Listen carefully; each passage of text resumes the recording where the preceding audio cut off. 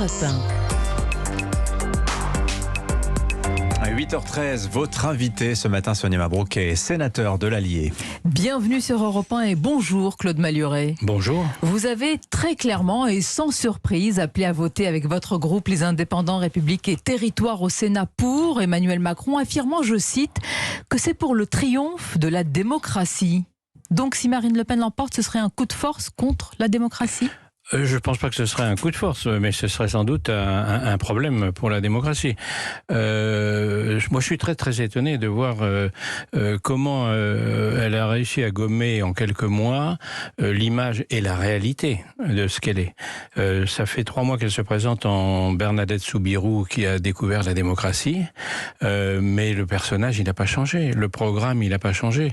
Il est exactement le même. Et si demain, c'est un programme d'exclusion, de ségrégation, un programme économiquement délirant, un programme de sortie de l'Europe, de sortie de l'OTAN au moment où Poutine menace, ou envahit l'Ukraine et menace les pays baltes, etc. Tout ça n'a absolument pas changé. Et aujourd'hui, je l'entends être non seulement prôner la démocratie, mais elle se fait le sollicine de la dictature de Macron. On a l'impression que Macron est elle dit le dictateur c'est Macron, le démocrate c'est Poutine. C'est effarant. Mais pourtant, elle a réussi à faire passer ce message. Et donc, oui, bien sûr, ce serait non pas une... je ne me rappelle plus l'expression que vous avez... Un coup de force. Un coup de force, mais un coup, oui. Mais à vous entendre, Claude Malhuret, et dépassons la candidate, ça veut dire qu'il y aurait donc, dans notre pays, des millions de Français qui seraient, de fait, alors à vous entendre, des factieux, des anti-républicains? Je pense que simplement, ils ne s'aperçoivent pas. C'est comme je vous disais tout à l'heure. Ils ne comprennent pas pour qui ils vont voter. Elle a réussi à gommer ça. Elle a réussi à le gommer, et notamment avec l'aide involontaire de Zemmour. Mais enfin, il faut quand même pas il faut pas qu'il se fasse une seule religion. C'est pas moi qui ai dit, c'est Marine Le Pen qui a dit Zemmour, il est entouré de gens peu recommandables et notamment d'une bande de nazis. C'est elle qui l'a dit. Cette bande de nazis et ces gens peu recommandables qui sont allés chez Zemmour, d'où ils viennent, où ils étaient avant. Ils étaient au Front National, donc elle est bien placée pour le savoir. Oui, c'est bien pour cela qu'elle dit qu'elle a fait entre guillemets le ménage et que c'est une autre candidate aujourd'hui. Oui, et comme on le sait, c'est pas elle qui a fait le ménage, c'est eux qui sont partis. Et ils sont pas partis parce que le programme de Zemmour était différent de celui de Marine Le Pen. Ils sont partis parce qu'ils ont pensé que Zemmour allait gagner au moment où il était à 15%. Mais ce sont les mêmes, c'est les mêmes hommes. Ils ont travaillé avec elle pendant... Ils sont partis 3 mois avant l'élection. Depuis des années, ils sont ensemble. Et donc, on ne me raconte pas que Marine Le Pen est une démocrate. C'est pas vrai. Claude Malhuret, pour vous, elle n'est pas une démocrate? Non, bien sûr. Alors, il faudrait... Pardonnez-moi, si c'est anti-républicain, il aurait fallu l'interdire depuis quelques années. Non, mais je ne vais pas vous raconter qu'elle-même est nazie, qu'elle est fasciste, etc. Mais enfin, c'est pas un parangon de démocratie, quoi. Il y a une partie de la France, Claude Malhuret, qui a peur d'une éventuelle élection de Marine Le Pen, mais il y a aussi une partie de la France, et je vous parlais de ces millions de Français qui sont en colère et qui n'en peuvent plus également des leçons de morale un peu d'en haut pour savoir comment voter. Est-ce que vous ne faites pas partie justement de ces donneurs de leçons, on l'entend parfois, et est-ce qu'invoquer la démocratie, les valeurs, va vraiment pousser cette France-là à voter Emmanuel Macron? Alors, moi je donne pas de leçons. Je ne donne pas de leçon de philosophie, je suis hyper concret. Je dis simplement, la campagne de Marine Le Pen, elle est basée à 90% sur le pouvoir d'achat. Et ça marche bien, elle a sans doute eu raison, puisque ça marche bien. Qu'est-ce qui se passe le jour où Marine Le Pen est au pouvoir? C'est un plongeon du pouvoir d'achat, et c'est pas un plongeon à terme. C'est un plongeon immédiat, c'est un plongeon le 25 avril. Le 25 avril, de quoi on s'aperçoit? Vous connaissez une personnalité qui peut gouverner avec elle, qui peut être au gouvernement? Hier, on lui a posé la question, ou avant-hier, avec qui vous allez gouverner? Elle a tout de suite dit, pas avec Zemmour, pas avec Marion Maréchal. Mais elle a jamais dit, elle n'a pas cité un seul nom. Tout le monde voit bien qu'elle est incapable de former un gouvernement avec... aucun des membres de son entourage n'a jamais... Et cette supposée incapacité de rassembler, pour vous, la disqualifie, c'est bien ça pour gouverner? Premièrement, ce gouvernement, c'est comme si vous alliez vous faire opérer de l'appendicite et qu'on vous disait le chirurgien très bien, son assistant est très bien, l'infirmière anesthésiste est très bien, mais ils n'ont jamais mis les pieds dans une salle d'opération. Qui peut penser qu'on peut arriver comme ça? Je sais bien que les politiques aujourd'hui sont très décriés, mais enfin quand même, on sait bien que pour être dans un gouvernement, il faut quand même avoir un certain nombre d'expériences. Deuxième chose évidente, le Parlement. Elle aura bien entendu contre elle l'ensemble du spectre politique, de l'extrême gauche à la droite républicaine, et par conséquent, elle ne peut pas gouverner. elle ne peut pas faire de loi, c'est le foutoir immédiatement. Et quant à son programme économique, il est délirant, c'est-à-dire que dès le lendemain, les taux d'intérêt montent en flèche, la situation économique... Vous savez, Claude Malhuret, en vous écoutant, j'ai l'impression, alors comparaison ne vaut pas raison, hein, mais je vais faire référence à notre histoire contemporaine, mais on entendait presque cela avant l'arrivée de François Mitterrand. Je précise que comparaison n'est pas raison, on allait avoir tout et l'apocalypse avec. Bon, on sait ce qui s'est passé après. Il se trouve que de 81 à 83, on a eu l'apocalypse, avec des choses délirantes, effectivement, les nationalisations, on se rappelle pas, mais donc oui, et je pense que ce sera pire. Moi, je vais vous dire, son truc sur le pouvoir d'achat, les pauvres gens qui pensent que leur pouvoir d'achat va s'améliorer, il va plonger. Et la situation politique, économique et l'image de la France, moi, je pense que la meilleure personne, malheureusement, elle n'est pas avec nous pour pouvoir la décrire, c'est Haroun Tazieff. Ce sera un séisme force 7. À vous entendre, Claude Malhuret, l'un des gros inconvénients et même des problèmes, c'est qu'elle ne puisse pas rassembler. Alors Emmanuel Macron, à l'inverse, est-il le seul, selon vous, à pouvoir rassembler? Et jusqu'où doit-il aller pour cela dans les compromis, la pêche aux voix des électeurs de Jean-Luc Mélenchon? Il y a une vidéo où le président candidat, face à une femme voilée, cette femme qui s'affirmait féministe. Cette vidéo a beaucoup tourné, montrant une sorte de parallèle entre voile et féminisme. Jusqu'où il faut aller? Il faut plaire à tout le monde? Alors, quitte à des contorsions? C'est un petit peu le risque de la campagne de deuxième tour de Macron. C'est-à-dire qu'il va directement... Marine Le Pen a bien compris maintenant que dans le deuxième tour, il fallait éviter les erreurs. Donc elle ne se présente que devant des salles choisies, etc. C'est arrivé Macron, parfois lui, au président candidat, Poissy notamment. Voilà. Mais soyons objectifs. Maintenant, il a besoin d'aller au contact des gens, de montrer qu'il fait une vraie campagne, ce qu'il fait. Et évidemment, ça présente des risques. Évidemment, ça présente des risques de dérapage, de petites phrases. Moi, je suis pas sûr que sur le voile, c'était ça. D'ailleurs, les compromis dont vous parlez, je suis pas sûr que cette phrase lui rapporte des voix. Je pense qu'elle peut lui en faire perdre plus qu'elle ne lui rapporte. Mais c'est l'inconvénient de cette campagne qui va être une campagne au contact. Maintenant, des compromis et des changements de pied, tout le monde en fait à la fin d'une campagne. D'ailleurs, je prends un exemple. C'est pareil pour Marine Le Pen. Marine Le Pen qui annonce depuis 6 mois la retraite à 60 ans pour montrer que Macron est un gros méchant.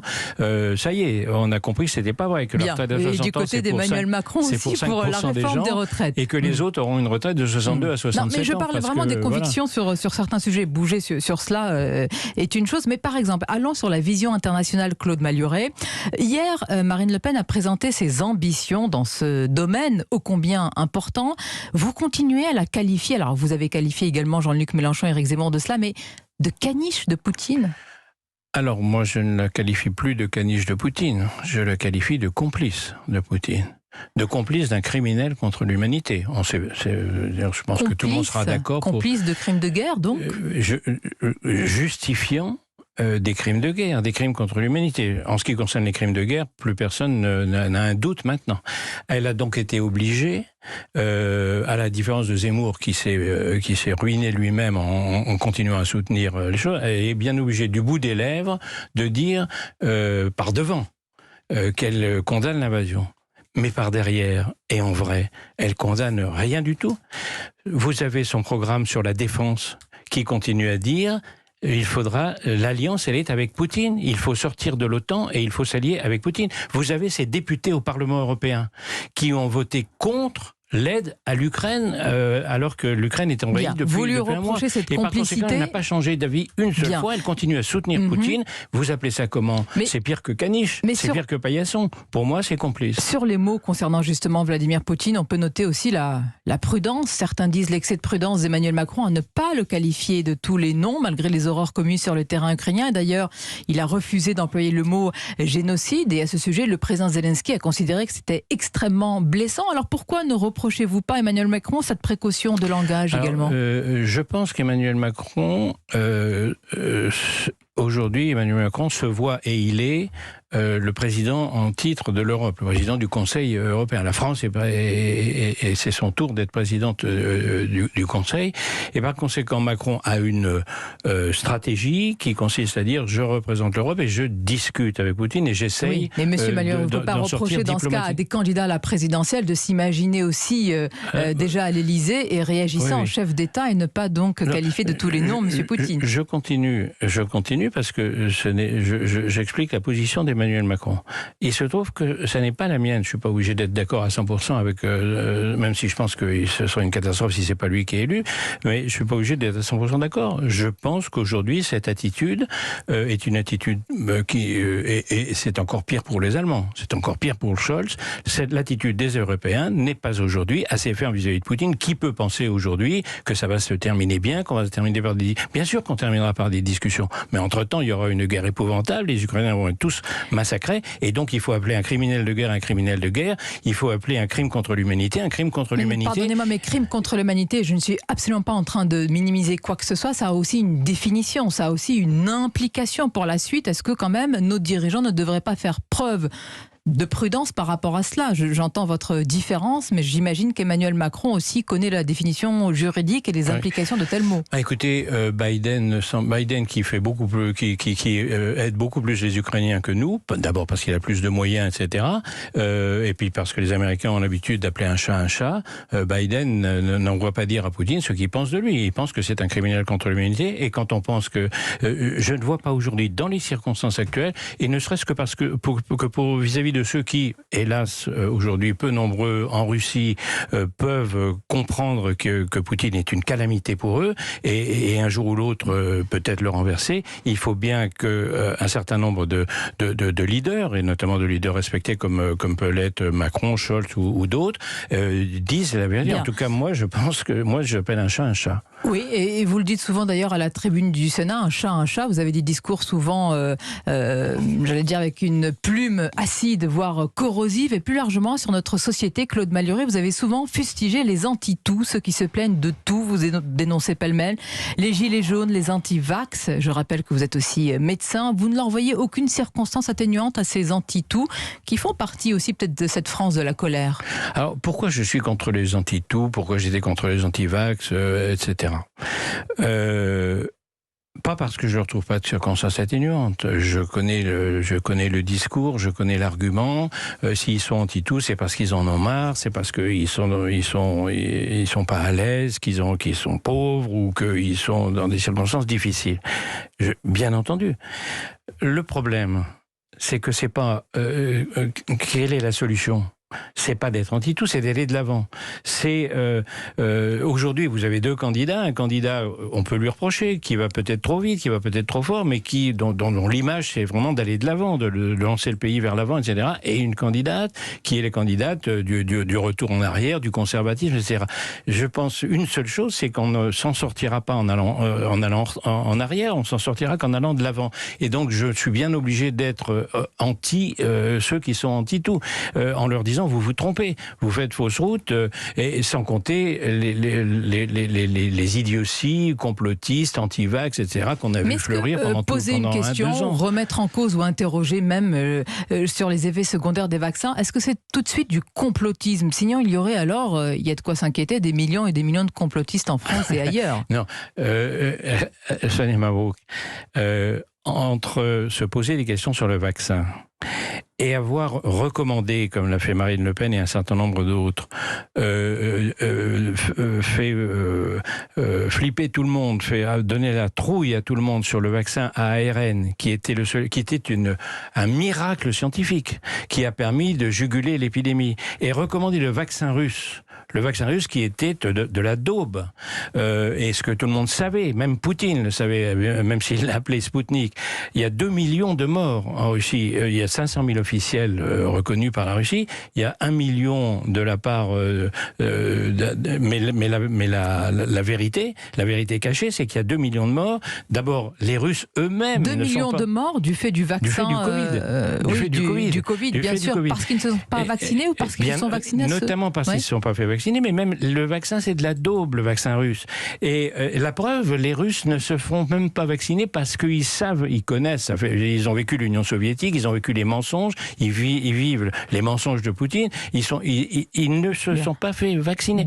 Et même s'ils sont fait vacciner, ça ne marche pas. Deux questions juste très rapides. Voilà le résultat. Claude Malhuret, le groupe Pfizer n'exclut pas un vaccin multivariant à l'automne, un vaccin qui serait donc efficace contre tous les variants. Il va falloir se vacciner de nouveau à l'automne ? Personne ne sait ce qui peut se passer et je pense que avec l'immunité collective qui arrive, avec la vaccination, avec les gestes barrières, on a appris à vivre avec le virus. Mais bien entendu, personne n'est à l'abri d'un nouveau variant, d'une nouvelle mutation, d'un nouveau virus même.